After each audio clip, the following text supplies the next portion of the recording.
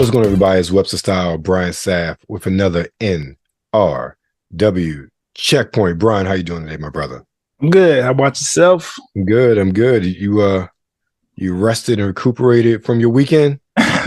Not quite, but I still got a few hours before I have to work, so we're good. We'll let Brian talk about that later if you haven't been paying attention for the last couple of weeks. This past weekend. Right. No fighting, though, as far as what I understand. Right, Brian? No, I kept my hands to myself. You know what I'm saying? No, not you. Oh, no. Some of the people you went to see. Yeah, no. From what I could see, Christopher and Usher they didn't have any negative exchanges while in the vicinity of the crowd that they came to perform for. So we good on that front. Professionalism was at a 10, so we good. Got you. Let's get into some games. Really, there's really only one game this week that, no disrespect to any other games we want to talk about, but there's only one game anybody really cares about right now, and we'll get to that at the very end. But first up, we have a series that has been around. I want to say the first game was on a TurboGrafx 16, if I remember correctly. And that's the E series. I wanted to say Wise. So this is E's 10 Monstrum Nox, and this is the version for the PS5. It came out originally back in 2021 on the PS4, Switch, and PC.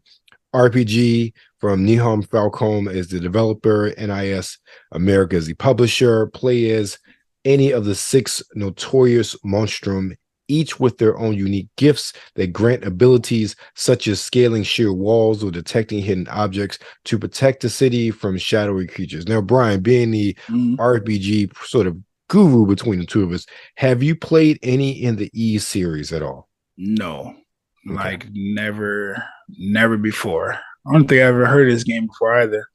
Okay. Yeah, it's been around for a while. Okay. Yeah, I must have missed it. Either way, we have a trailer for it? Yes, we do. We are watching the trailer for it, yes. Because it sounds interesting. Next up is Death or Treat. I love the name already. Right. Coming out for the PS5, Xbox Series S and X and PC. Is an action game from Siona Games as the developer and Prep Games as the publisher. The Halloween spirit is missing.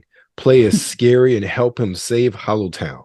Death or Treat is a 2D action roguelike hack and slash with hand-painted environments and traditional animation. Explore all the worlds and defeat hordes of enemies using different weapons and skills. You know how I feel about 2D stuff. 2D animation, hand-drawn anything in a video game. That just sounds absolutely awesome as far as I'm concerned. I agree. And then this is a roguelike. Yeah, roguelike hack and slash. We was just talking about the increase of this genre, the increase of games in this genre. Yep. I'm hoping that the trailer made me want to get it because I can. It's a crowded market. So yeah, definitely gotta stand out. Right. Next up, we have Darkest Dungeon 2 for the PC. It's an RPG from Red Hook Studios. Darkest Dungeon 2 is a roguelike road trip of the damned. Form a party, equip your stagecoach, and set off across a decaying landscape on a last gasp quest to avert the apocalypse. The greatest dangers you face, however, may come from within. Within the dungeon? Yeah, got to be. I think within you. Okay. Cool. Next up is Marvel's Midnight Suns, and this is the version for the PS4 and Xbox One. It came out on the PS5, Xbox Series systems, earlier this year, or was it late last year? I forget. Well, no, I do have the game. I think late last year, honestly. Okay. Or maybe earlier this year. I'm not. Don't get me on the release. Time goes by so quickly. It does. So this is an strategy RPG card base from Fibraxis as a developer, publisher 2K. Fight and strategize like a superhero in the darker corners of the Marvel Universe. Play as the hunter, a legendary demon slayer who must lead a team of superheroes and supernatural warriors facing apocalyptic threats. Now, I hope this game gets a boost coming out on later gen systems, especially PS4, because I understand it didn't do as well as 2K had hoped. This is definitely a game I think it's such a niche game I was about Even to though say. it's a Marvel property, it's traditional Western RPGs and JRPGs are, I won't say the norm, but have a wider player base. But then you do something like this card-based strategy RPG, you really are you're going for a small subset of the whole video game market. This is the sort of game I think they should really put on a subscription service to allow people to find it and play it. I agree. That would be a good marketing tool for them. I agree, and I wouldn't be surprised if it finds its way there soon. You know, with them coming to the PS4 and Xbox One. I don't know. But go ahead. No, go ahead. No, I was gonna say, but it is a very, very good game. I enjoy playing it. I think I told you about it last time we recorded, or maybe the time before that. But I have the game on PlayStation 5. The graphics look amazing. It looks phenomenal. The character selection, it is like the synopsis states, more the darker side of the MCU. So you got your Nico Minoura and Doctor Strange is in the game, and Ghost Rider, who we don't really get to see very often. There's other characters also that make an appearance, but telling that would be telling the story. So I'll move away from that. But the game is good. You're right. It is a very niche group of niche genre that geared towards a specific group of people. But if you like strategy games, so to all you Pokemon fans out there, if you like turn-based strategy games, this is a game for you. If you like hard games, Marvel snappers, and Yu-Gi-Oh players, this is a game for you as well. They do a very good job at mixing the two. So I don't know. I feel like I hope 2K wasn't expecting for it to do extremely well, given that this is such a niche game. But at the same time, there's a lot of potential there. It's 2K. Yeah, they probably had wildly high expectations for this game, specifically because of the Marvel license. Yeah, I can agree with that. Yeah. But this side of the MCU this side of Marvel is not built out in the MCU enough to garner an extreme amount of attention. So I don't know, but they took a chance on it. I like the game. Yeah, I'm glad they took a chance on it. Yeah, because it's really good. There's a few bugs here and there, but those are very, very minor. The gameplay. I honestly think with subscription services, a lot of games can be mined and utilized for additional revenue because of these subscription services that really they didn't have before. I agree. New way exposing people to the game, getting discounts, getting games sold rather than it just sit there and you have a license. The license expires after a certain point in time. So you should might as well milk it for all you can, get it for you all the money you can. I foresee this coming maybe next year if it comes on subscription services. Please give it a good year being out on the market, and then hopping on PlayStation Plus or Xbox Game Pass, or maybe even both, for them to try to milk some more money out of it, because who knows how long this license is for. Right. And then because they've been doing DLC, they already released one since the game came out, which adds is it Dracula? Whoever Blade ends up fighting, I think it's Dracula. Adds him to the game, so there's a new layer of extra things you could do. So I could definitely see it on the subscription service, especially if they decide to charge for the DLC, because I don't see myself in the marketplace buying these skins. I'm gonna just be honest about it. Not that they look bad or anything like that. It's just they so minute as far as how they contribute to the game. So, but either way, I like the game. If you're a Marvel fan, it's for you. All right. Next up and last up is the only game that anybody's talking about this week, especially after the craziness of last week. This week, it's one game and one game only. Legend of Zelda: Tears of the Kingdom, the direct sequel to Breath of the Wild. Do we really have to explain what this game is? No. It's the Legend of Zelda. It's Nintendo. It's action adventure. It's the direct sequel to Breath of the Wild. You go back to Hyrule. You're facing the golf off against Ganon. You're in the sky. Look, I have a whole description. It's Zelda. Right. It is the Legend of Zelda. If you're watching the checkpoint, there's nothing more that we need to tell you about this game. If you're not watching Checkpoint, go play this game. Right. If you don't know what we're talking about, go play Legend of Zelda. Okay. Right. Because Breath of the Wild it quickly became a Nintendo Switch classic. Which yes. That's saying a lot, given the fact that, Nintendo Switch is still relatively young and other properties have been coming out. But I agree, it's Zelda. Nothing more to be said about it. It's the part 2 of the game that everybody was talking about last time Zelda put a game out. That's it. All right, well, with that, let's get into our trailers. First up is Darkest Dungeon 2. Now, let's see how dark they got. I know failure well. I glimpsed it lurking at the ragged edges of your mind. I watched its venom spread through the veins of the world. Line about a stagecoach. And I trembled at its terrible reverberations. But I have seen its true nature. Beneath its bluster, deep within the debris of its crushing collapse, there lies a noble road. It calls out, if you are brave enough to believe, that you are not a prisoner of your past. Pretty good array of characters. Yeah. But I like the art style of this world can be mended. It's simple, but not. Your flame, long guttered by sour winds, can blaze radiant once again. A turn-based game? The time has come to face your failures or be consumed by them.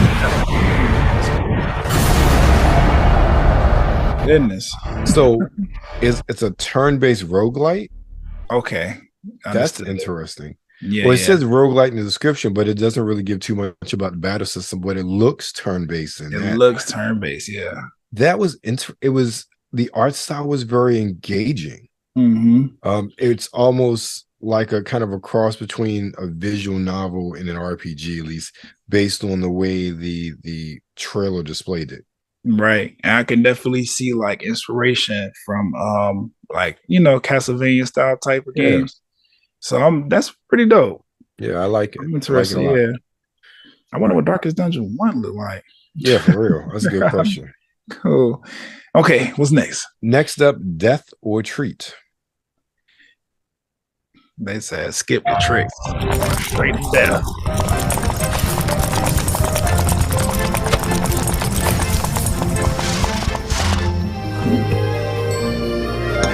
What kind of is this?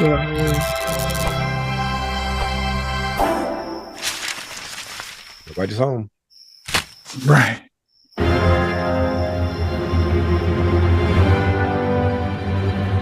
Is this the road?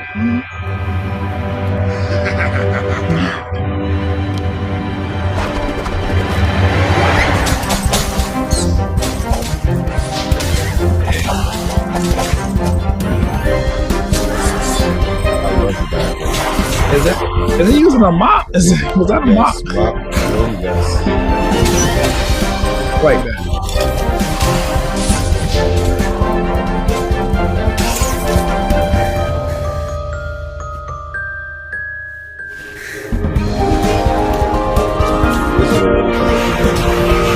Yeah.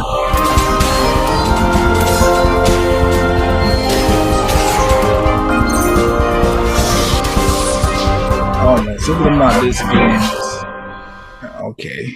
All right. I like this. Me too. Something about that game is very endearing. I want to play it. Yes. I wish it was coming out on Switch though. See, I was about to say I'm surprised this game is only for next gen systems. I feel like I saw something about it may be coming out for other systems sometime in 2020. I think it may be coming out for the Switch. Okay. But the release this week is just for the next gen, current gen systems. Okay. Well, do we have a price point on that? I don't know. Okay. Because I'm interested in this. I'm gonna see if they got a demo. And if so, then I might be making this purchase because that's I don't know. I want to be playing that. There's a demo on Steam. Okay. Oh wait. Okay, so not on the consoles. Okay. Yeah. Well, I only know just because of looking it up and researching it today. That I know there's a demo on Steam. I haven't seen it looked up on the consoles yet. So okay. But you know, I'm gonna check that out. Check it out. Yeah, definitely. Next up is Ease 9 Monstrum Nox.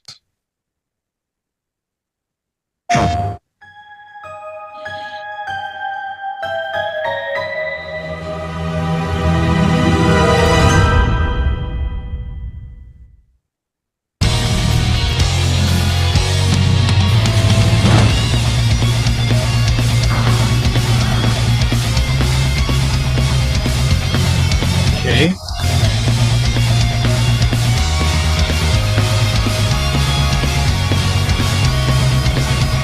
Hold on. Let me give it a chance.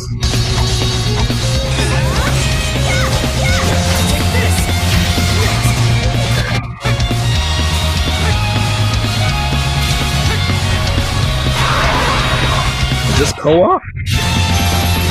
I don't know.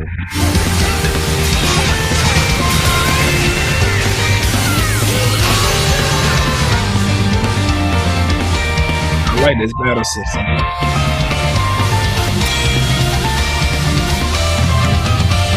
Wow. I can't believe I never heard this before. You know, I'm slightly disappointed. Are you? Yeah, for graphically, I'm not. I'm a little disheartened, but otherwise, that's what I'm saying. Considering I'm sure it's just an upgraded version of the PS4 game. mm-hmm. That's why maybe I'm a little disheartened. Somewhere we've seen some upgrades from last gen to this gen and look impressive as I don't know what. Yes, and this doesn't really look that much of an upgrade. Like, why would I pay for this when I just get the regular version that always runs on the PS4 and just play it on my PS5? Like that, right. I don't understand. So I don't know. I don't know who this is for. If you already own a PS4. What? Yeah, because yeah. Why would they? Well, I don't know. The PlayStation ecosystem's in a weird place, right? Some of the games they are compatible, and then some they just like, oh, get the PS5 version. So, oops, I don't know, but I don't know. I like the battle system. Like I said, the graphics are throwing me off because I'm like, and this could run on a Nintendo Switch, and I would be like, right. That makes sense. But for a PlayStation 5 or 4, even like it's a little blocky for me, a little choppy. Yes, exactly. But outside of that, I think it's like a solid game. It makes me feel like somebody was referencing the Devil May Cry franchise and Final Fantasy when they was making this game. So whoever these developers are, Nihon. Yes, Falcon and IS America. Yes, yeah. Okay, yeah. Falcon. Okay, definitely see a nice little mix of Devil May Cry and Final Fantasy right there, which I guess that could explain for the little blocky style or whatever. Because I think JRPGs are still in that realm of nostalgia. So every now and then, games like that they come out and it kind of feels like an older game, but I don't know. For this to be the PS5 version can't be that much. For this to be because it's like a straight port. Yeah. They don't like they did anything to touch up this game. But whatever. I'm gonna check it out anyway, because I like the battle system and I want to understand like the 3 different play styles with these characters. Because it looked like it was a co-op mode in there at some point, right? I don't know. Yeah. No, I'm gonna check it out and see. Maybe they have some kind of. I mean, if it's been on PlayStation 4 this whole time, I know they got demos still floating around. So I'm gonna see what's going on. I'm interested. Yeah, it's interesting because I think this is the first Ys game I've seen. Not saying it's the first one. It's the first one I've seen where it's in 3D. I'm always used to the 2D Ys games, so I don't know when they switched to the 3D modeling. So. All right, that was our take on Ys 9, Monstrum Nox. Now let's check out The Legend of Zelda: Tears of the Kingdom. Let's do it. If you haven't already, here's your opportunity. Let's see.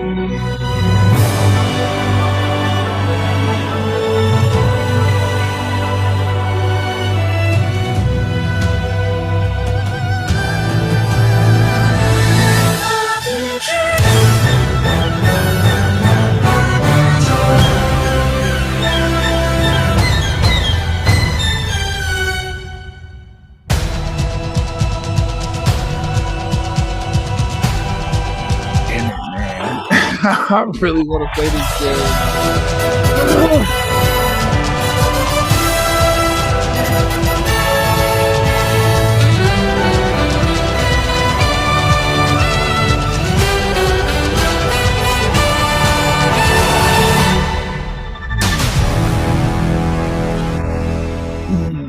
This is one of the things I've enjoyed about the Zelda games since really the shift to 3D.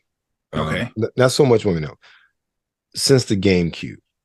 Okay, I got you. I like the fact that Nintendo utilizes an art style that is graphically, I won't say intensive, it's not like super hyper realistic, but they use details or graphical details with these Zelda games to build this world, immerse you in this world, give you a whole lot of detail, but don't have to be the super duper high resolution graphics, say like a Call of Duty. Yes. And the art styles that they've used, and obviously you look at these who, as in Breath of the Wild and Tears of the Kingdom, art style is different compared to say what Wind Waker and some of the other games in the series since it's the last couple generations. They've all been very unique. They've all been art styles that really just make you want to play them. I agree. I think I have to attribute that to this being like a Nintendo exclusive. Like, I don't know if you like, well, I don't know how you feel about it, but I kind of noticed that the games that we know it's going to be Nintendo or nothing, like they tend to be like that. They tend to be very, very graphically stable. They tend to be drawn very well, illustrated. They tend to just look great on whatever console that they're going to be played on. I feel like that's because, you know, Nintendo Studios is over there like, these are the limitations of the device we have to work on right now. Let's keep it under this, but make sure it look good. And they do a good job at delivering every time. Because I agree with you. I like the transition that I've been seeing was over the years. So it's like, we've really been playing since the Game Boy era. And now, you know what I'm saying, we're here on the Switch. But to get the Game Boy, we go back to 1986, the original Legend of Zelda.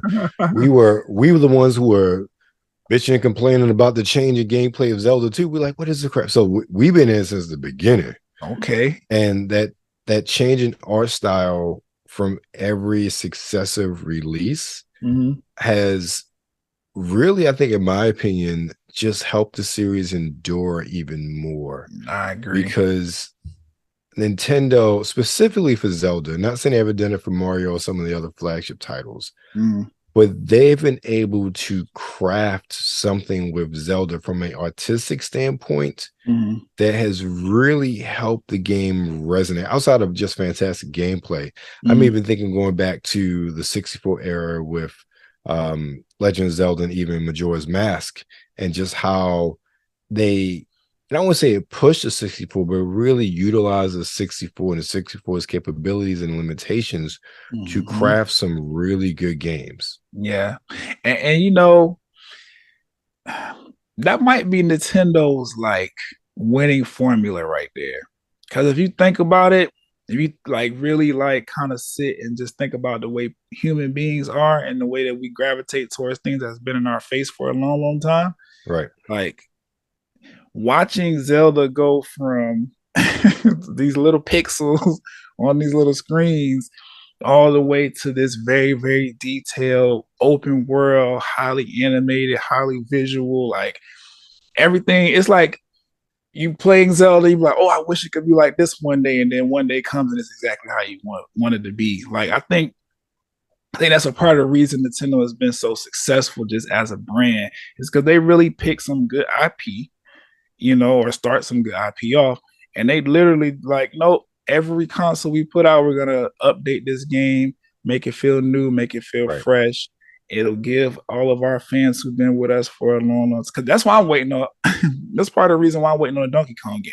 Because I'm like, I know they're gonna give us something very special because we've been watching Donkey Kong evolve.